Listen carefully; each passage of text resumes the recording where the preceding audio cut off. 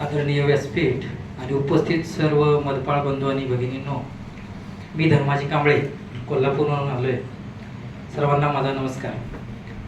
मी तुमचा काही जास्त वेळ घेणार नाही. गेली 15 वर्ष मी मधमाशी पालन करतोय.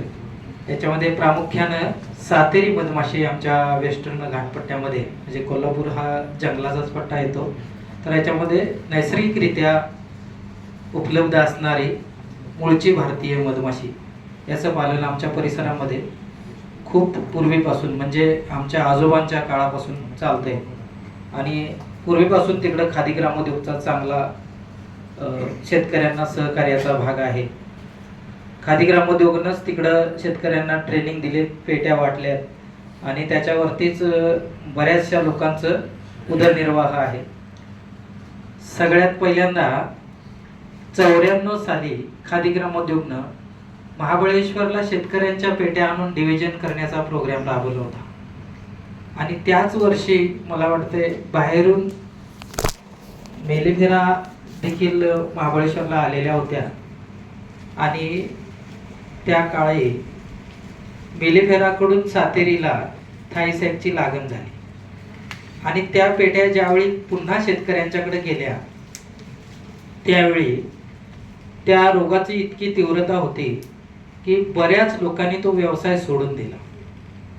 नंतर थोडं थोडं ते नैसर्गिकरित्याच तो रोग कमी झाला आणि पुन्हा 2008ला पुन्हा एकदा तसं झालं. 2008 नंतर 2014ला तसं झालं. माझं ट्रेनिंग मला वाटतं 10-11च्या दरम्यान खादी ग्रामोद्योगला महाबळेश्वरलाच झाले.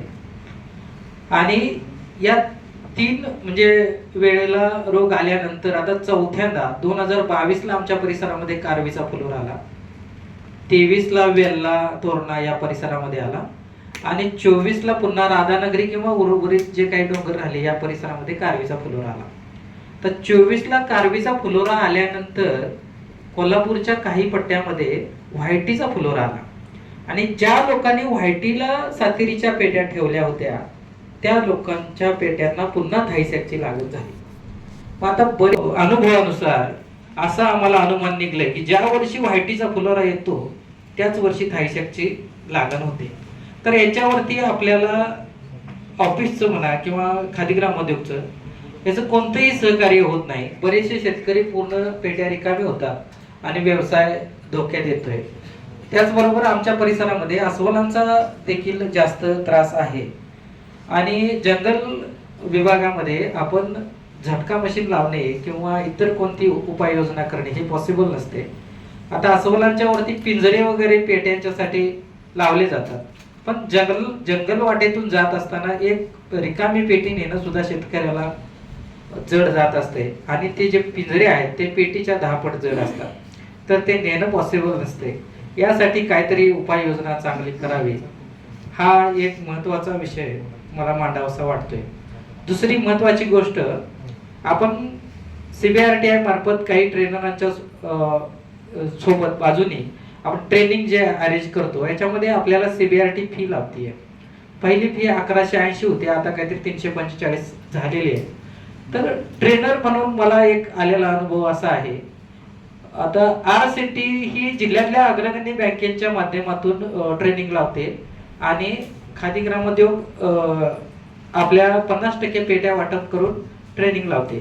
तर आम्हाला असा अनुभव आला आहे की जे ट्रेनी आहेत हे लोक म्हणतात की तुम्ही देण्याऐवजी घेण्याचं काम करताय, तर त्याच्यामध्ये काहीतरी आम्हाला सूट मिळावी किंवा अनुदान मिळावं अशी बऱ्याच लोकांची आमच्याकडे तक्रार आहे. हे प्रामुख्याने मला सांगावं वाटतंय. ठीक आहे, एवढे बोलण्याची संधी दिल्याबद्दल मी सर्वांचे धन्यवाद मानतो. आणि आता गेल्या 2 वर्षापासून माझ्याकडं CBRTची बी नर्सरी होती.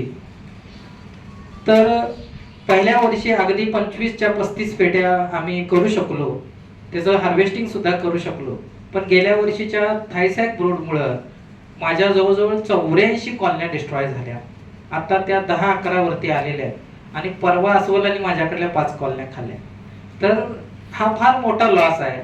व्यवसाय करायचं म्हटलं तर एवढा मोठा जर मायनस होत असेल तर मधपळ नक्कीच अडचणी देतोय. यासाठी शासनानं थोडं लक्ष घालावं, आम्हाला सहकार्य करावं एवढी अपेक्षा व्यक्त करून मी माझे 2 शब्द संपवतो. जय हिंद, जय भारत.